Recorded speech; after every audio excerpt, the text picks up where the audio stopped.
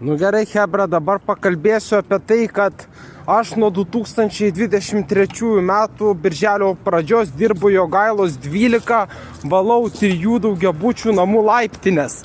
Tai yra vienas pastatas, tik tai 3 laiptinės. Bet mano motina, kai sužinojo, kad aš ten valysiu, žinot ką, blėt, padarė? Jinai išsigando.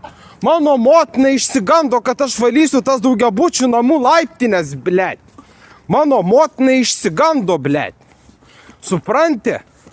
Ir dabar, kai sako, ką veiksi pirmadienį, sakau, eisiu į darbą. Mano motina nenori, kad aš eičiau tas daugiabučių namų laiptinės Jogailos 12.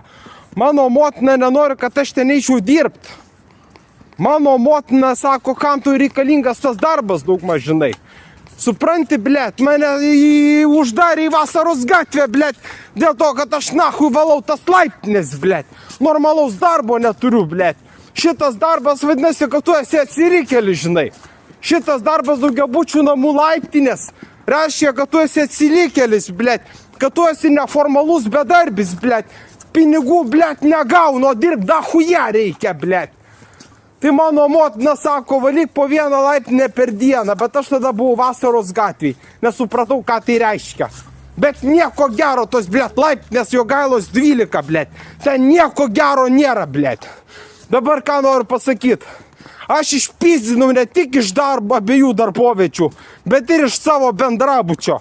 Kad nereikėtų važinėti naktim po pusę valandos ar valandą laiko. Bet ir taip pat, kad nereikėtų valyto bendrabučio. Ir nereikėtų valytų sušiktų laiptinių, į kurias negaliu nuvažiuoti. Tai va. Ir ką aš dabar sužinojau, ką supratau, kad kai aš tik atsiguliau Liepos 6 dieną šitą į ligoninę, išgėriau degtinės 200 ml, 20% litrų išgėriau degtinės. Ir išgėriau pigiausio vyno. Ir mane taip supykino, kad apvėmiau autobusą. Bet šito aš nesakiau, o kažkodėl gydytojai tai parašė. Ir kai paskutinį kartą lankiau savo draugą Vasaros gatvį paleistas iš ligoninės visam laikui, iki kitų metų. Tai man šitą pasakė, susirink savo draugus nuo tvoros. Ką tai reiškia? Tai tiesiog reiškia tai, kad jie matė per internetą, kad aš jiems padaviau 6 alaus butelius. Jie matė per internetą, kad jiems padaviau 6 alaus butelius, supranti? Tie sanitarai ir gydytojai viską matė. Jie matė, kad buvo paduodami milteliai. Narkotikai neegzistuoja, tai va.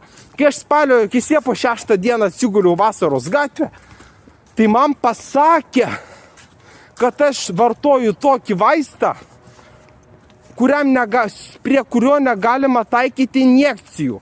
Aš negaliu leistis injekcijų, nes tas vaistas dabar yra padaryti pokytį, dabar yra kaip čia pasakiau, žinai, dabar pakeitė taip šitą medicinos tvarką, kad aš negaliu prie Leponekso vartoti injekcijų. Ir man, blėt, prirašė 6 rūšių tabletės. Man prirašė 6 rūšių tabletės. 6 rūšių, blėt. Per dieną 2 kartus. Supranti? Tai mane ir kai išėjau iš ligoninės, savaitę laiko aš dirbau per abudu darbus ir paskui vėl grįžau į dienos stacionarą, į ligoninę. Ne į skyrių, bet į dienos stacionarą. Mane kaltindavo kiekvieną dieną, kad aš nevartoju vaistų. Ir galiausiai aš pasidariau slaptą kamerą Vasaros gatvėje lankydamasis. Ir kai mane kažkas paskundė, toks Artūr, mane grąžino į tą skyrių. Sako, jūs negeriat vaistų ir filmuojat mūsų užsiėmimus. Todėl mane grąžino.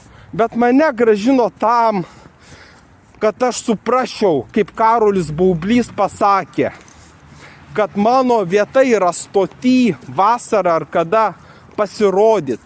Pristatyti savo požiūrį į planetą ir Saulės sistemą, papasakoti apie savo praeitus gyvenimus, kuriuos motinos aprašė knygomis ir pasakyti, kad aš esu Dievo sūnus.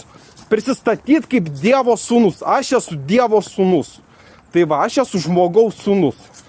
Ir tada, va, jis papasakojo, žinai. Ir ką dar galiu pasakyti, tai va, tas sušiktas darbas laiptinėse, jisai nieko gero neduoda. Keltis reikia anksti, nes, blėt, man per pietus jau bloga darosi. Vakar, blėt, dirbau su sesers vyru, 4 valandas, blėt, dirbau su sesers vyru.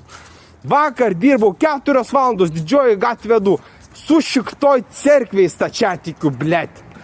Ir kurva, aš dirbau iki tol, kol man nepasidarė bloga, blėt. Ir dirbau iki pat galo, kai man pasidarė bloga. Tai va, dirbau iki pat galo, kai man pasidarė bloga. Tai va. O šiandien, blėt, tai aš šią savaitę nekarto nemačiau savo sūnaus. Nes sūnaus, sesers sūnaus. Niekada nemačiau savo sūnieno, sesers vaiko. Niekarto šią savaitę jo nepamačiau. Ir negana to, blėt, aš vakar nusidirbau, blėt. Tai va čia yra tos laiptinės. O kitas dalykas yra tai, kad aš kai dirbau indų plovime, buvo tokia naktis, kad aš dirbau 11 valandų. Ir negana to, aš atėjau 8:30 sekmadienį į darbą, aš dirbau ten 11 valandų toj valgykloj prie bažnyčios. Dirbau, blėt, 11 valandų. Be jokio poilsio. 6 ar 7 vakare, nakties, jau kai buvo sutemę, man atnešė 250 indų. Pas mane buvo užpildytos abi kriauklės, visas stalas ir visa mašina ir dar padėklai, vežimėlis visas buvo užkrauti indais. Viskas absoliučiai buvo užkrauti indais. Aš nesugebėjau, aš iš viso nežinau, nuo ko pradėti. Tiek man indų prinešė per pusę valandos, kad aš negalėjau pabaigti savo darbo naktį ar vakare. Aš būčiau dirbęs iki vidurnakčio, bet labai gerai, kad man padėjo mano virėja. Tokia virėja man padėjo ir greitai sutvarkė per pusę valandos. Tai aš dirbau ten 11 valandų. Tai va, sekmadienį dirbau 11 valandų. Ir jie čia sako, mama sako, čia labai geras darbas. Kas ten yra gerai, tai ten yra gerai nedarbas. Nes, blėt, dirbti tu turi dirbti. Tu, blėt, turi art, supranti, tu turi art, blėt. Tu turi art. Laiptinės irgi nieko gero. Todėl, kad ten yra labai pavojinga dėl valdžios. Laiptinės yra pavojinga dėl valdžios. Tai yra labai blogas darbas. Nes tu skaiteisi neformalus bedarbis. Ir, žodžiu, aš nežinau, kas ten yra, bet mama nepatenkinta, kad aš dirbu laiptinėse. Aš mamai sakau, man gerai, sakau, aš galiu išvažiuoti į miestą, padirbu ir turiu laisvo laiko. Galiu anksčiau atsikelt. Bet šiandien, blėt, aš atsikėliau be 27, vidury miego. Nuėjau miegot 10 vakaro nakties, o atsikėliau be 27, visas dar miegodamas nuėjau į tualetą. Aš negaliu atsikelt, suprantate, aš negaliu atsikelt. Ligoniniai pripratau miegot. Pas mane dabar, tai va, kai mane paleido antrą kartą iš skyriaus, man paskyrė tik 1 tabletę ryte ir 5 ar 6 tabletės vakare. 4 rūšių vaistai. O kai mane uždarė, kai aš užsidariau, nuvažiavau ten apgirtęs iš darbo tiesiai į vasaros skyrių, kai aš nuvažiavau, mane pakvietė apsivėmusi prie įėjimo, kitoj pusėj. Tai pas mane buvo 4 tabletės iš ryto ir 4 tabletės vakare, blėt. Per dieną 8 tabletės, blėt. Supranti, per dieną 8 tabletės.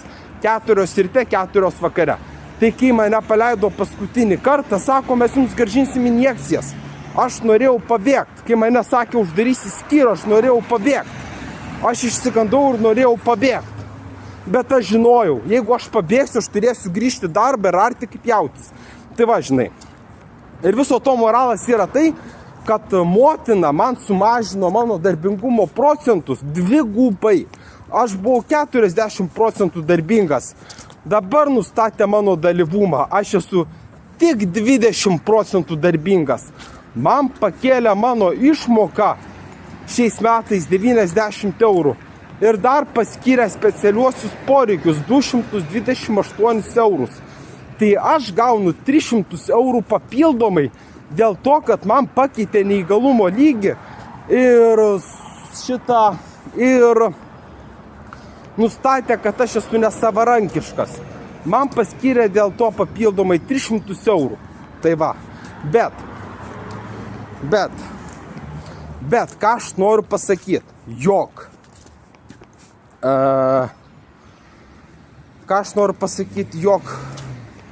ką aš čia dabar norėjau pasakyti? Aš dabar norėjau pasakyti tai, kad šitą, užmiršau, užsigalvojau. Tai aš norėjau pasakyti, kad prie viso šito mane dar įrašė į lengvatinę eilę apsaugotam būstui. Supranti, man paskyrė tuos pinigus.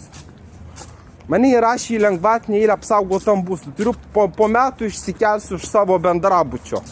Man sumažino į neįgalumo lygį 2 gubai. Darbingumo lygį, dalyvumo lygį sumažino 2 gubai. Nes aš tiesiog nepatemdavau darbo kaviniai plaudamas indus. Aš nepatempiau to darbo. Jis buvo ne tai, kad tu dirbi, bet tu, ari tenai, supranti? Tu tenai, ari tose induose, tu ten, ari nahui. Tu ten nedirbi, tu ten, tampaisi pro visus galus, kad padarytum tą darbą, supranti?